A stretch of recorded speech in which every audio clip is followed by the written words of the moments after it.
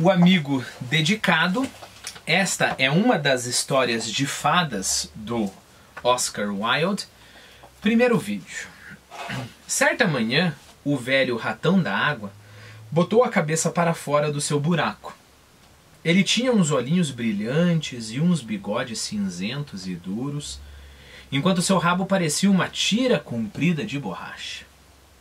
Os patinhos estavam nadando no lago, parecendo um bando de canarinhos amarelos, enquanto sua mãe, que era toda branca, com as pernas vermelhas, a mãe deles era toda branca com as pernas vermelhas, estava tentando ensinar-lhes um a ficar com a cabeça para baixo dentro da água. Vocês jamais poderão frequentar a melhor sociedade se não aprenderem a ficar de cabeça para baixo, dizia ela. E de vez em quando mostrava como é que se devia fazer. Mas os patinhos não prestavam a menor atenção. Eles eram ainda tão pequenos que não percebiam que vantagem poderia haver em ser aceito na sociedade. Que filhos mais desobedientes! Gritou o ratão d'água. Eles realmente merecem se afogar. Nada disso, respondeu a pata. Todo mundo tem de começar em alguma hora. E os pais nunca podem ser por demais pacientes. Ah, eu não sei nada a respeito desses sentimentos de pais, disse o ratão d'água. Pessoalmente, não sou homem de família. Na verdade, jamais me casei, nem pretendo casar. O amor pode ser uma coisa muito boa, lá a sua moda, mas a amizade é de nível muito mais alto. De fato, não há nada neste mundo que seja mais nobre ou raro do que uma amizade dedicada. E qual é, se me permite, a sua ideia de uma amizade dedicada? Perguntou um pinta-roxo, um passarinho, né? Perguntou um pinta-roxo verde que estava pousando em um chorão, uma planta, ali, uma árvore, né? Ali por perto, e ouvira a conversa. Qual que é a sua ideia de amizade? Era isso mesmo que eu queria saber, disse a pata, e nadou para a outra extremidade do lago, ficando de cabeça para baixo a fim de dar um bom exemplo a seus filhos. Que pergunta mais boba! Exclamou o ratão d'água. Eu esperaria de um amigo dedicado que ele fosse dedicado a mim, naturalmente. E o que é que você faria em troca? Disse o passarinho, balançando-se sobre um jato prateado e batendo suas asinhas pequeninas. Não estou compreendendo, respondeu o ratão d'água. Deixe que eu lhe conte uma história a respeito, disse o pinta-roxo. A história é a meu respeito? Perguntou o ratão d'água. Se for, quero ouvi-la, pois gosto muito de ficção. Aplica-se a você, respondeu o pinta-roxo. E voando para baixo, foi pousar na margem do rio, onde contou a história do amigo dedicado. Era uma vez, começou o passarinho, um homenzinho honesto chamado Hans. Ele era muito distinto? Perguntou o ratão. Não, respondeu o pinta-roxo. Não creio que fosse muito. Quer dizer, distinto da alta sociedade, se veste bem, é respeitado por todo mundo. Não creio que fosse muito. A não ser por seu coração e a sua cara engraçada. Aí ele era distinto, ele era diferente dos outros. O seu coração e a cara engraçada. Redonda e bem-humorada. Então ele não é distinto no sentido de ele é respeitado pela sociedade, mas ele é distinto no sentido de ter um coração e uma cara engraçada diferentes. Ele morava sozinho em um chalé bem pequenino e todo dia trabalhava no jardim. Em toda aquela região, ninguém tinha um jardim tão bonito quanto o dele. Nele cresciam goivos, cravinas, bolsas de pastor e ranúnculos.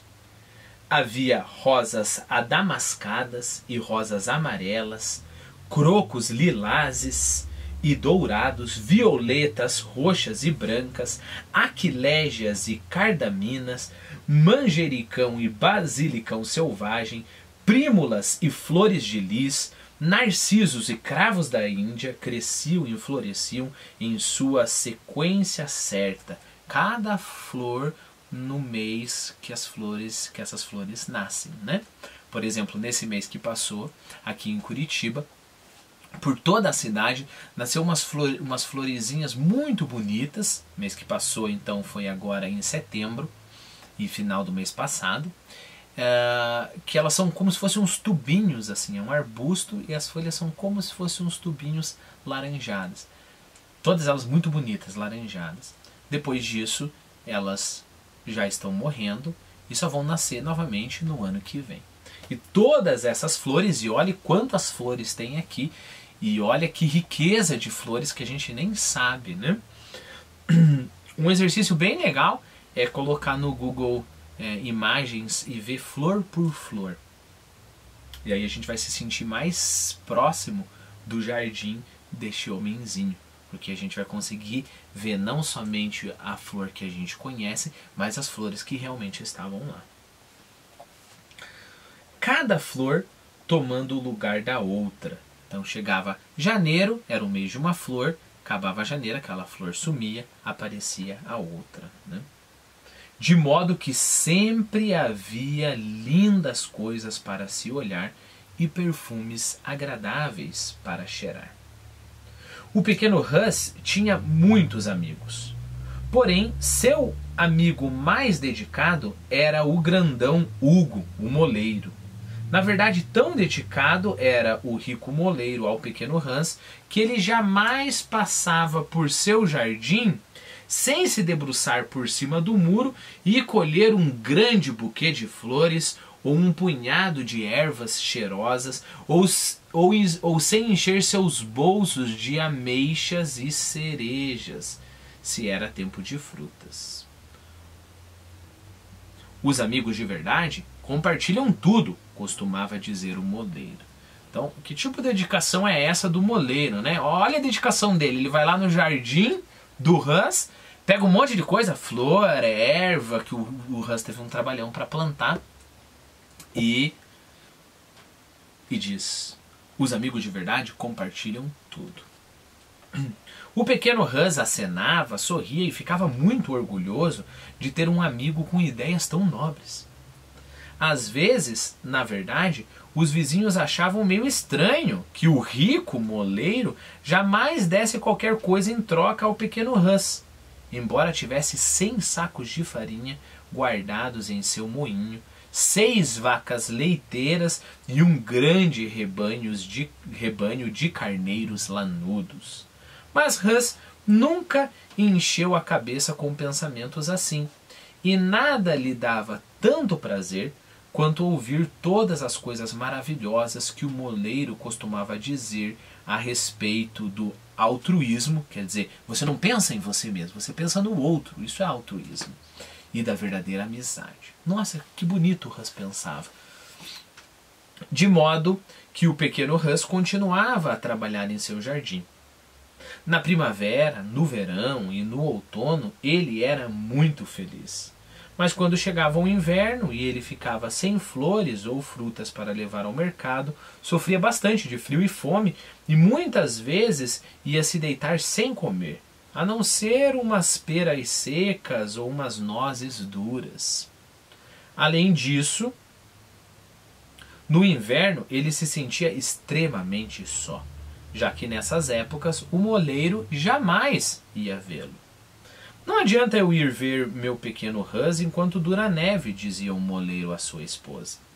Pois quando as pessoas estão com problemas, o melhor é deixá-las sozinhas para que não tenham de se aborrecer com visitas. Pelo menos essa é a ideia que tenho de amizade, e tenho a certeza de que estou certo. E por isso esperarei até chegar a primavera, quando então irei visitá-lo, e ele poderá dar-me uma grande cesta de margaridas, o que o fará muito feliz. Não há dúvida de que você tem muita consideração para com os outros, respondeu a mulher confortavelmente sentada em uma poltrona junto ao fogo de pinho em sua lareira. Muita consideração mesmo. É um privilégio ouvir você falar sobre amizade. Tenho certeza de que nem mesmo um sacerdote, nem mesmo um padre, seria capaz de dizer as coisas lindas que você diz, mesmo que morasse em uma casa de 3 andares e usasse anel no dedinho. Mas será que não podíamos convidar Hus a vir para cá? Disse o filho mais moço do moleiro. Se o pobre Hus está em dificuldades, eu lhe darei metade do meu mingau e ainda lhe mostro meus coelhos brancos. No próximo vídeo, nós vamos ver o que o moleiro respondeu para esse filho e o que ele acha dessa ideia.